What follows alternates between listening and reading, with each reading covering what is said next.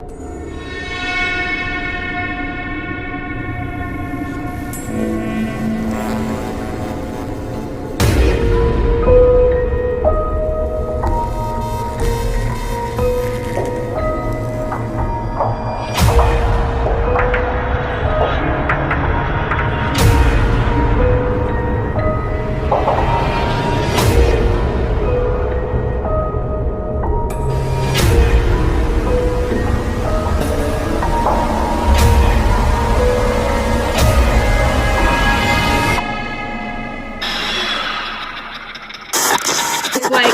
do you tell? And what do you tell? Because you really don't the fuck know.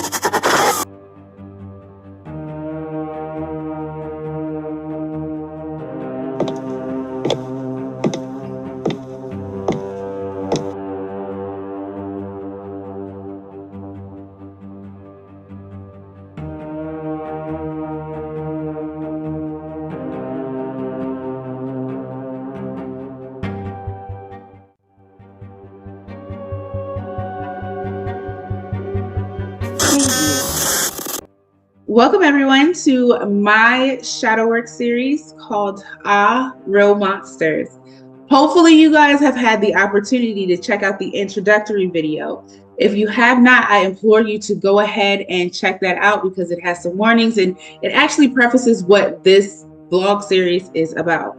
But if you have not and you really want to see this video first, I'm going to preface it here. This video series, or vlog series should I say, is about my deep, intense, advanced shadow work.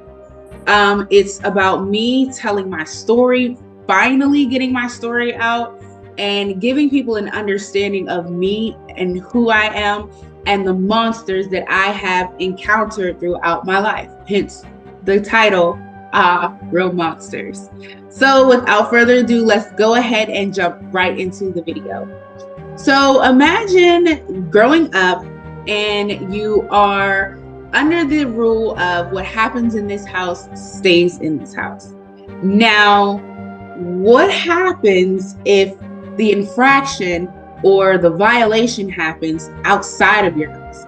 Does that rule still apply? Because technically it didn't happen in the house. So do you tell still? Or is it something that you keep inside because don't everybody need to know our business? See, that's the problem with that damn rule. What happens in this house stays in this house, because a child doesn't know exactly when to share, when's a good time to share, what to share, or the circumstances around what's supposed to be shared and what isn't. So let's talk about it. So we had moved. I'm going to start this episode, we're starting from my childhood and we're going to go on in chronological order as best as possible. Like I said, as best as possible because some things overlap with people and things like that. And I will be changing the names of people in this episode. So the people's names are not the real people's names. So don't be going over there looking, or don't be going looking for said people because it's not the real name. Okay, so we had just moved into a brand new housing development and we were one of the first few people in that development. That development was a development of literally brand new homes, single family homes being built, and it was a suburban neighborhood for that area, right?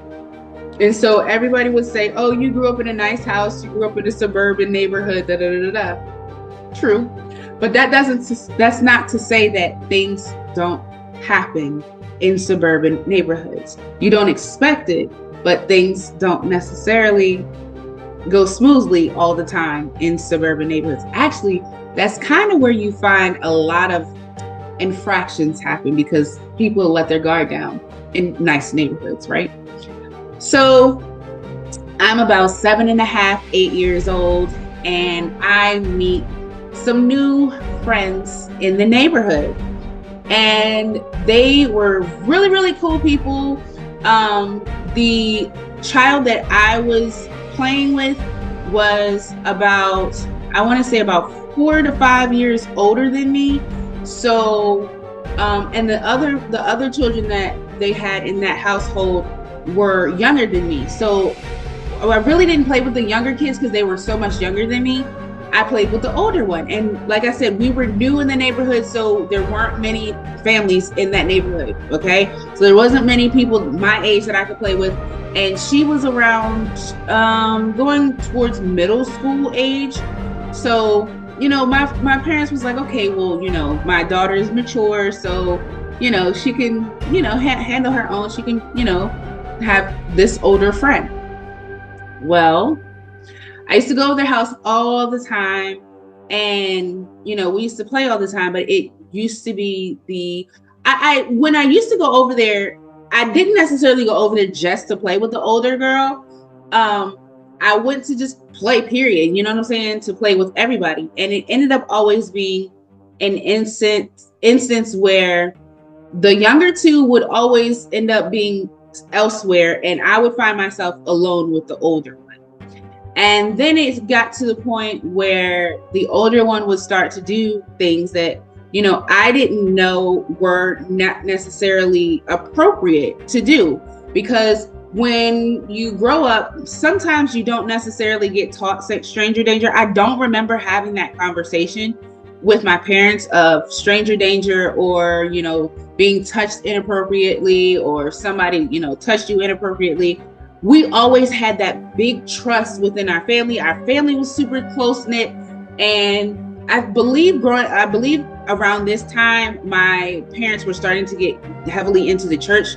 I grew up as a preacher's kid, so I can't necessarily remember exactly when my dad started his journey in ministry, but I know I was really, really young, because all I remember is being in the church all the time.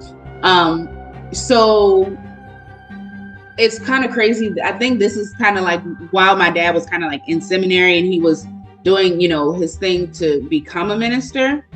So we were home a lot.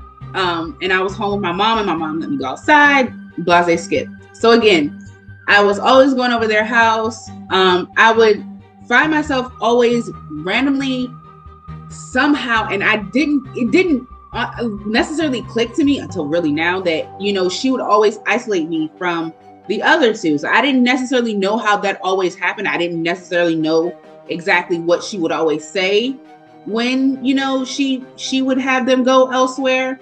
But we would always be in her bedroom, and she would always, you know, touch me down there and in different places, and kiss me and things. And I'm so young and innocent. I don't know what's going on. I don't know that this is right or wrong. I don't know anything. And so I take it as, I'm thinking that we're just playing. I think this is just, I guess, house or something that we're playing, but we're just playing. I don't know what the fuck kind of game it is. I'm a freaking kid. I'm 7.5 years old. It's not really clicking to me that this is not right, because those conversations were not had. And you don't really necessarily have these conversations. When I was growing up, you didn't necessarily have those conversations until somebody started acting out, or it was suspected. You know what I'm saying? Some things were, suspected. That's when those conversations were had. Other than that, those conversations weren't really prevalent, right? So I wasn't one to be exposed to those type of conversations. Therefore, I'm not exposed to the knowledge or the wisdom that this thing that is happening to me shouldn't be happening. This is too grown up of a situation for me to be finding myself in. And so I thought it was just playing. I thought, I met a new friend, and so I continued to go over there. And I don't really know necessarily why. I actually do. Because this started happening over the course of a few years. This happened, I believe, over the course of like maybe about 3 years. So I was about 10 when I started to really understand, like, this is not okay. First of all, I'm not gay. I don't like females like that. And this is not necessarily something that is supposed to be happening. This is not right. And I'm not comfortable anymore now that I understand and I realize. And I think what happened was schooling and starting to get an understanding and starting to speak with friends, because friends will start to tell you about things that your parents don't necessarily tell you about. And sex being one of those things. And I started to realize that that's what was happening. But I'm not going to say smart enough. I had enough of that what happens in this house stays in this house to understand that when something is not right and you understand that something is not right, you keep it to yourself. And that's what I did instead of telling my parents. I should have talked to my parents. I should have told my parents what was going on.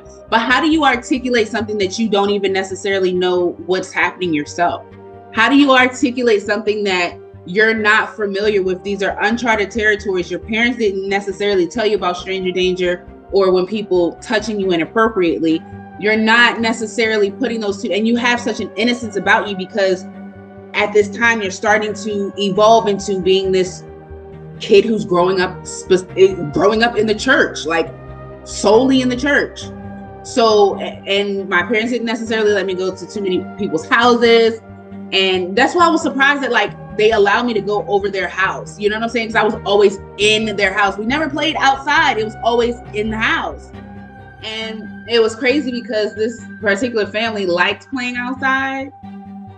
So it was weird, like that we were always in the house playing. So again, it wasn't something that I necessarily registered as something is wrong. This is not right until I started learning things from my friends. And then, you know how people make fun, oh, you gay and you da-da-da-da, and you didn't want to be labeled that because again, you're not, there's so much that's going on in your head. Like you're starting to learn about certain things. You're not necessarily sure about what's happening to you.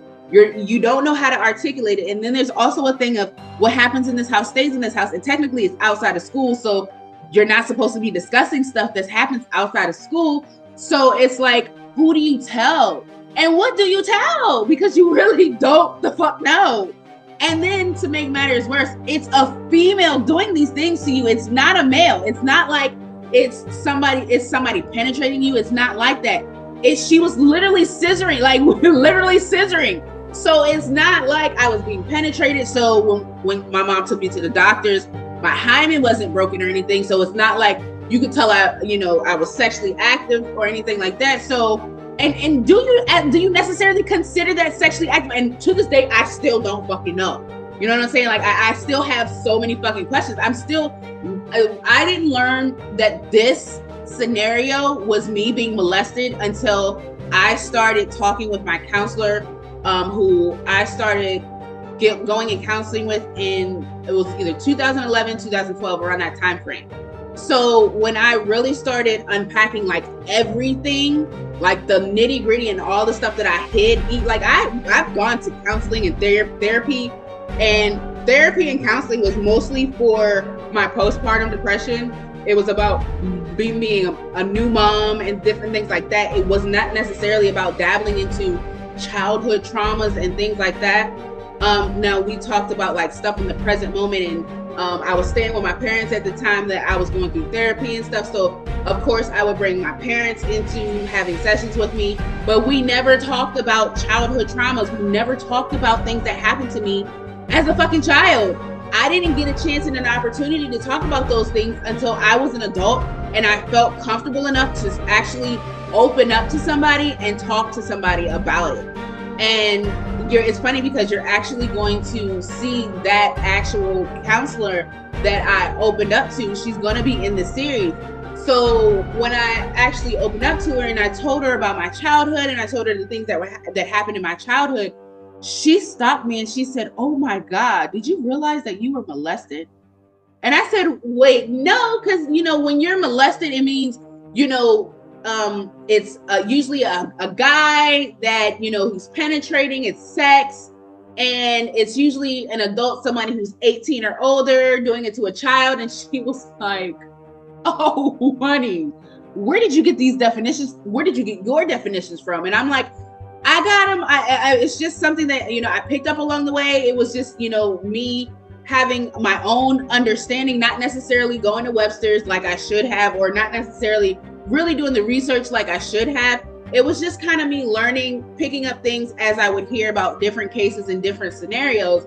And so I figured growing up, or I figured as I started to learn about it, that it meant that it was an adult doing these things to a child. Mainly it was a male adult doing these things to a child, whether it was a male or female child. Not thinking that you could be molested by females, because it's uncommon that you hear about it, right? But it's also uncommon that you hear about children doing these things. And she said to me, no, baby, you were a child. And she was of adolescent age, going into her teenage years. If she wasn't already in her teenage years, she knew what she was doing, but she was uncomfortable with her own sexual prowess and her own sexual energy, that she didn't necessarily know how to handle herself when it comes to experimenting and when it comes to figuring these things out about herself, you know, self-exploration, right?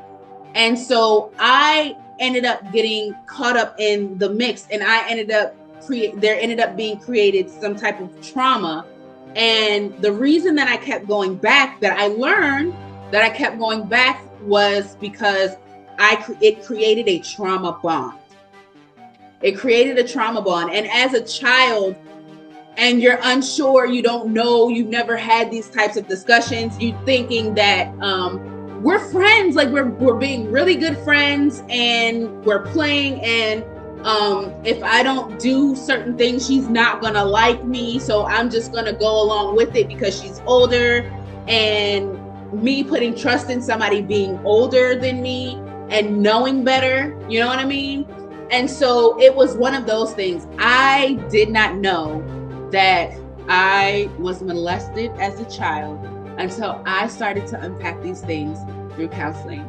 Okay, and we're going to talk about another instance, because it happens right after I stopped going over to her place, because like I said, now I'm really into boys. I'm coming into my own. I'm coming into talking to boys and really being interested in boys, and females don't interest me at all. They've never interested me. You know, I just thought that I was being a good friend, and you know, I just thought that this is how people play, and I was totally oblivious. Okay, I'm willing to say I was naive as a child. There was, again, a pure innocence about me, because I'm raised up and wrapped up in the church. Like I'm starting to be, you know, in the church and being molded in the church, and having these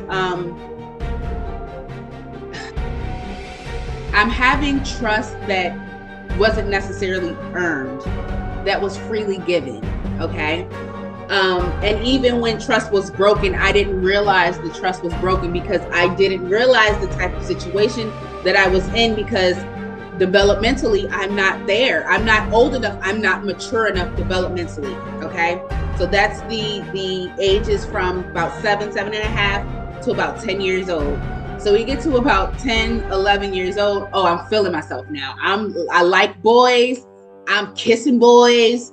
I'm talking to boys on the phone, and I shouldn't be. I'm not supposed to be. I'm being a little sneaky. I'm sneaking around. I'm starting to smell myself. I'm starting to feel myself. And at this time at home, there are things that are going on. My dad's not in the house because he's either at seminary or he's involved in some part of something in the community. My dad was heavily in the NAACP, St. Mary's chapter. He was heavily in the Boys and Girls Club. He was a mentor in the Boys and Girls Club. So my dad was out of the house, always in the community helping out others, right? And so daddy wasn't always doing right out in the community. And so my mom was chasing after him and trying to figure out what he's doing. So I have room to be sneaky, okay?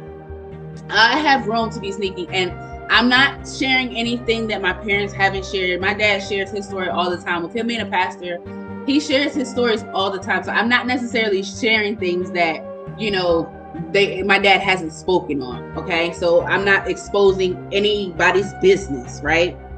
Yeah. But anyway, I'm telling my story, okay? Shit.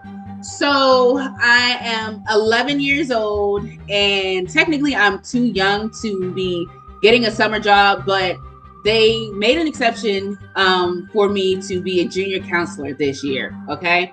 And they made an exception because my sister was a senior counselor. And the only reason they made an exception is because I think my parents was really like, all right, we want, my daughter, we don't want her being home by herself, because I think my brother was gone or working or something like that. And I think my brother was gone living with his Aunt Linda at the time, because my brother was back and forth.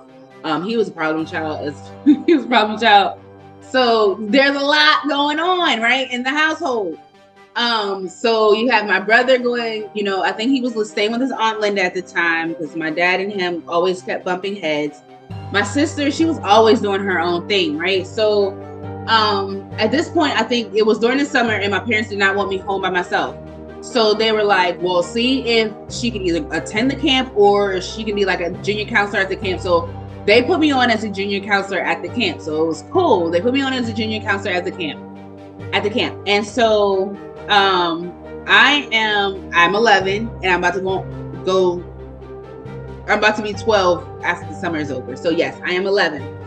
And I meet this guy, and I don't necessarily think he's attractive, but he's an older gentleman, of course. And look, now I'm starting this cycle of older, right?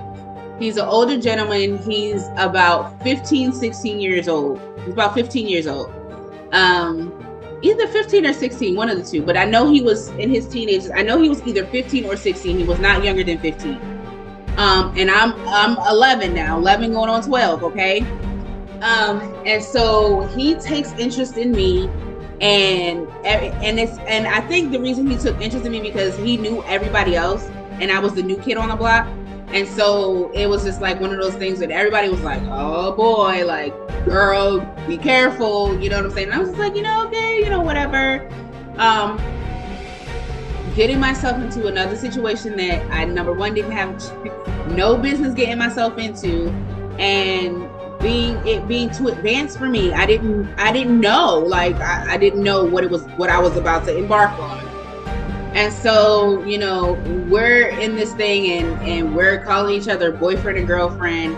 And I know damn well I should not be talking to no boy that is 15 years old. He is in high school at this point, right? And so I'm starting to learning more about him. And he tells me that he just had a baby. And I'm sitting here like, oh my God, like, I'm a stepmom now, like, dumb shit. Like, you know how you are as a child, like, dumb, stupid shit. Like, I'm a stepmom now. Like, how the fuck I'm a stepmom? Like, that was dumb. But anyway, and so, like, I was like, oh, welcome the baby with open arms and this, that, and the third. Like, I was too advanced, too grown for my own good. But I didn't know that, those 2 or 3 years prior that I was engaging in the molestation, that these things were starting to grow me to be older and far more mature than what I was ready for, than what, I really was. And so that's how I ended up finding myself in this position here.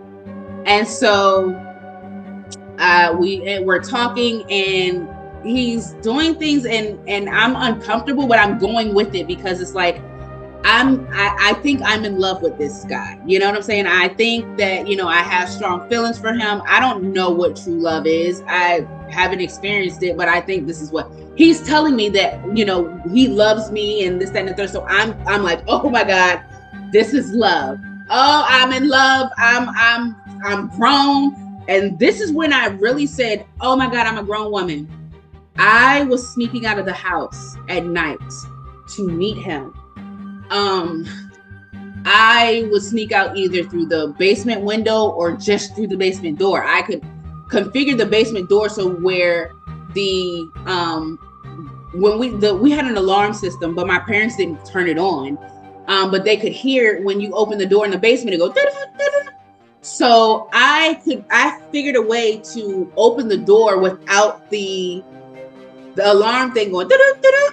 So I would sneak out through the garage mainly, But if I couldn't get out through the garage because I don't know, for some reason, it was easy to get out through the side window in the basement because it didn't have a screen.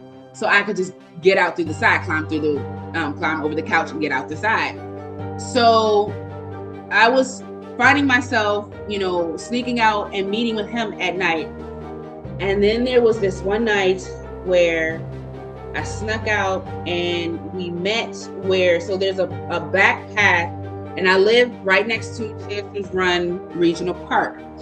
And there was a back path that you could go to that led from hers estates that we kind of created. It led from hers estates to the Janea'S Run Regional Park. You would come back, you would come out at the bottom of the hill. You have to go up the hill and you'll be at the teen center, and then, you know, whatever. So we would meet where the trees that separated the housing development from the regional park. Well, somebody lived there as well. So somebody lived like in where the trees were, but their housing entrance was from the road, so you couldn't see. So we were in their backyard, but there were trees, so they had to kind of like come out to see us or whatever.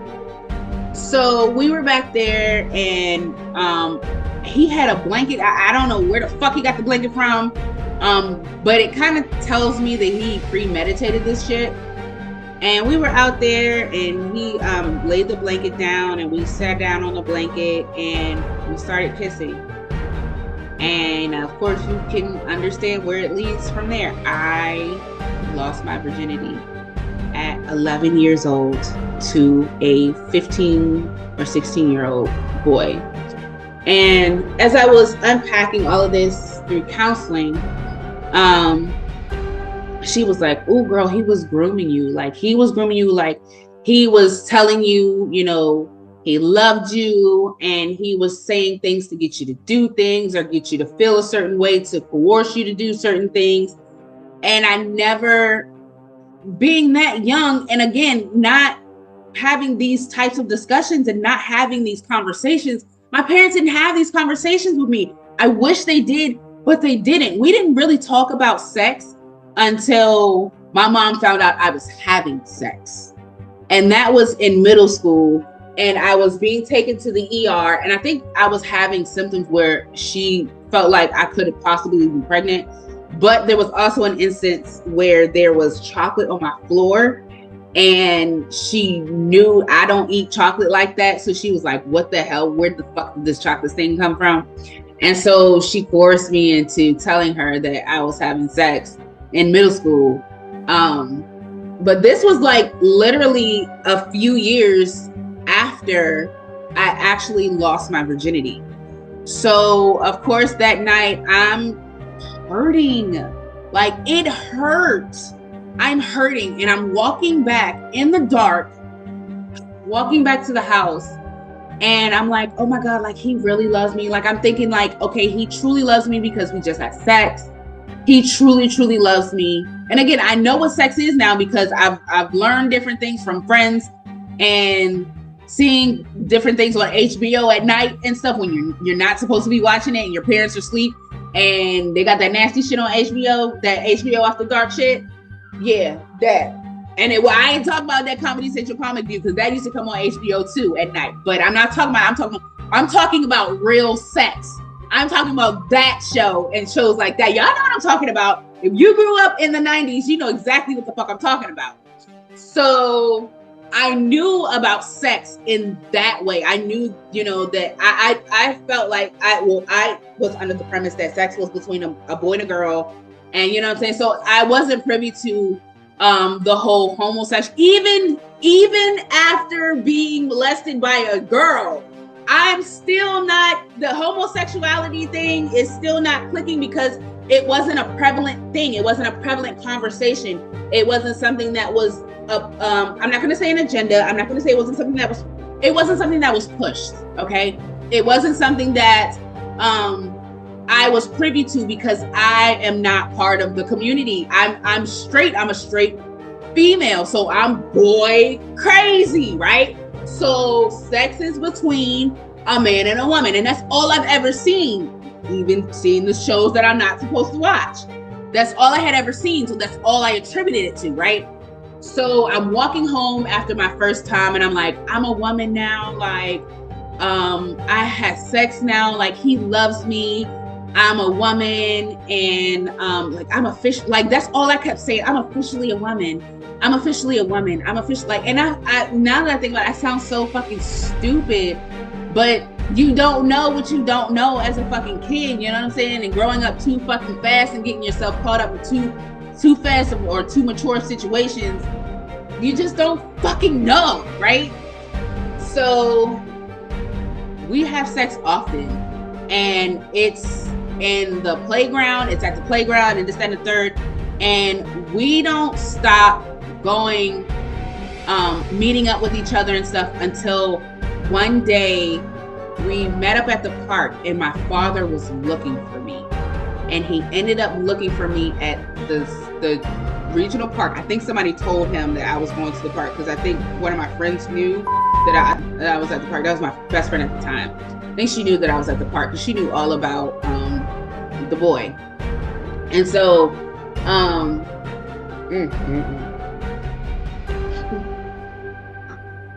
I saw that black pickup truck rolling around that motherfucking circle in Chances Run Regional Park, and I'm at the playground, right? I'm at the playground with old boy, right? And so I don't even know, like, I don't see him until it's too fucking late. So I'm like, yo, that's my dad, like, stay here. So I walk out of the playground and I try to hurry up and get towards the teen center, so I can get cut through the teen center, go out the back of the teen center, go down the hill, cut through the pathway before my dad see me. My dad knew, he saw me, and I don't know if he saw, he had to have seen me come out of the playground, and he had to stop to go to the playground first, because I ended up making it to almost to the fucking hill. And had I gone in the teen center, because I knew he slowed down. I think so he slowed down and he stopped. I saw him stop, talk to the boy, because the boy ended up starting to walk out of the playground too when my dad was coming through. Dumb! So my dad stopped him, and I guess my dad asked him if he was with me. I don't know what was said, but I know my dad spotted my ass when I got close to that motherfucking teen center and hauled ass towards me. And I don't know if I got in a truck with him or if I walked all the way home, but I got the ass whooping of my fucking life that day. And that day, that's when they realized, like, I was sneaking and talking to boys and this, that, and the third. And like, when I say I got the ass whooping of my life that day, I remember standing in the kitchen, and I always tell people about, I never tell them exactly why he hit me, but I remember standing in the kitchen. I had glasses at the time. I remember we had a split foyer. So of course there's the front door, and you have the choice of either going down to the basement or going up the steps, and the kitchen was right there. So it was split foyer. And I was standing in the kitchen. I'm in the kitchen. And my dad hits me in my face so hard. He knocks my glasses off. And when I finally found my glasses were in the basement. He hit me so hard, my glasses flew, and I guess it hit the door and bounced to the bottom of the steps in the basement. I got my glasses was all bent up, and it was crazy, but I got the ass whooping of my life that day. And I believe I had to stop talking. Well, I'm not gonna say I believe I had to stop. I know I had to stop talking to him after that incident. We tried to sneak it, and we snuck for a little while until I found out he was fucking on my cousin. And my ex-best friend was the one taking her over to their house, because my ex-best friend was fucking his brother. And when I couldn't go, because my parents started catching on to shit, when I couldn't go with her to the library, because they lived right across the street from the fucking library, when I couldn't go to the library anymore or as often, she took my cousin with her, and my cousin started. And so that's when I stopped. I really stopped. I'm now that I think about it, I'm grateful for the betrayal that my cousin did that shit. She was a hoe. She did that shit. But at the time, I was hurt. I was heartbroken. I hated her. I hated him. I was so pissed. I was pissed off. But what I wanted to touch on is the dangers of, number one, not having certain conversations with your children can lead to what I went through. A bunch of fucking confusion and not knowing that you are being molested and not knowing that you're being touched and groomed and not knowing that certain things and certain situations are not right. They're wrong and they should not be happening. Not having the conversations about stranger danger. You need to have those conversations as early as possible. As early as your child can comprehend touching on themselves. I know with boys, it happens as soon as they're damn near out of the womb, they touch on themselves. But when they start asking questions and start asking about what their body parts are and what their bodily functions are, I think it's okay to start incorporating some type of conversation, age appropriate conversation with them. Stranger danger, nobody's supposed to touch you in your wee-wee, nobody's supposed to touch your kitty cat. You know what I'm saying? Nobody's supposed to do anything like that. And if somebody touches your no-no, you let somebody know. You know what I'm saying? Things like that. Those conversations are important. Those conversations are imperative. Those conversations I wasn't privy to. I didn't have those conversations because we were starting to be so wrapped up in the church, or we were so wrapped up in the church. And my parents had such a level of trust because they grew up in St. Mary's County and they grew up, you know what I'm saying, in around the area that, they put a lot of trust in the community because they worked in the community. Everybody knew my daddy. And people knew my mom too. Like, they grew up down there. So they had this comfort that they shouldn't have had. And again, talk to your children about not only adults being ones who do violating things, but children as well, because I was violated by a child, a female on female, and her being a child. Like, never in a million years would my parents have ever thought. And I'm almost afraid for them to see this video because they're going to know exactly what I'm talking about or exactly who it is. It's going to start clicking. This is a story that they've never heard before. They don't even know about this. As far as I know, as far as I'm concerned, they don't know about any of this, except for the boy when I got caught. You know what I'm saying? And even in that instance, it's important to guide your child on dating, and don't always cut the whole conversation in regards to them dating because you feel like they're being too fast, or it's not that time, you ain't old enough for that, this, that, and the third, because your child is going to sneak around. I ended up being sneaky, and that's another thing that I wanted to catch up, make a point to. I ended up being sneaky because I started to keep so much to myself. I started being sneaky because again, I was molested and I didn't know how to handle that. I didn't know how to process that. And I didn't have anybody to talk to about that. And so with me not knowing how to process it and me not having anybody to talk to, I operated in too grown-up energy that I shouldn't have been operating in. I started to do things that were too grown for my own good. And I could have seriously messed my life up in a different way a lot sooner than the act that ended up happening early. Y'all know my child. So I could have gotten pregnant early.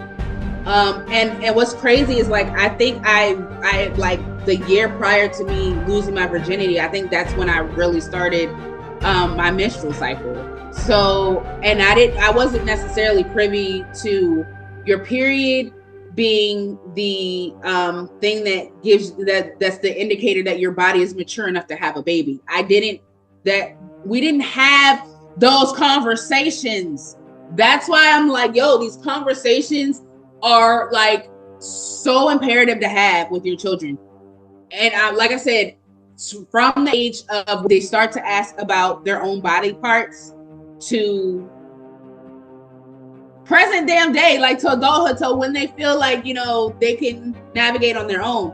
But these conversations have to happen, because if not, you could find yourself, or you if they don't happen, you can find your child having situations that I had, those living in those two types of situations that I did. And you can find your child growing up too fast and not understanding why they are starting to act out, or their attitude is starting to flare, and they don't feel heard, and they feel so misunderstood. They don't feel seen, because that's when all of this stuff started amping up and started really being prevalent feelings within. So, like I said, we are going to unpack so much, but I am going to leave that here. I feel like that is good enough for episode 1. And I think those two stories, they correlate so much that the message is, you know, you get the message, you get the point, right? I had no idea that I was molested and that I was being groomed until I was well into my late 20s, unpacking my childhood traumas. That is sad. And it just goes to show you how I held on to that as a child. I held on to that for almost 20 years before I was able to really unpack that. I know I held it over 15 years. It was almost 20 years before I was able to unpack that, but until I was able to be comfortable enough to open up to somebody and tell somebody everything. And so that's another reason that I'm doing this vlog series, is because it teaches parents that you just never know, and you can't trust just anybody. And you can't not only look at adults, you also have to look at children, adolescent children going into teenage years, when you entrust them around your young children, your young innocent children who are not privy to any of those types of things. So definitely take heed. Let my story be something that, you know, is a conversation starter now for you and your children. Hopefully if nothing like this has happened to you, but if it has happened to you, maybe it's something that you want to unpack as well. We can do that as well. You know, I'm here, I'm a life coach, I'm a transformational coach. So these are the things that I help people with. And so if you would like to reach out to, you know, look to see if I can help you in that aspect, I am here for it. That is what this is for. So I hope that this helped somebody in some way, shape, or form. And again, we have so much more to unpack, y'all. I know this episode 1 is like, what?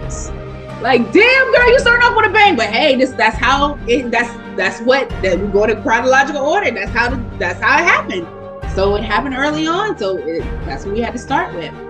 And that's my earliest traumatic, you know, experience that I can remember anyway. So there you have it.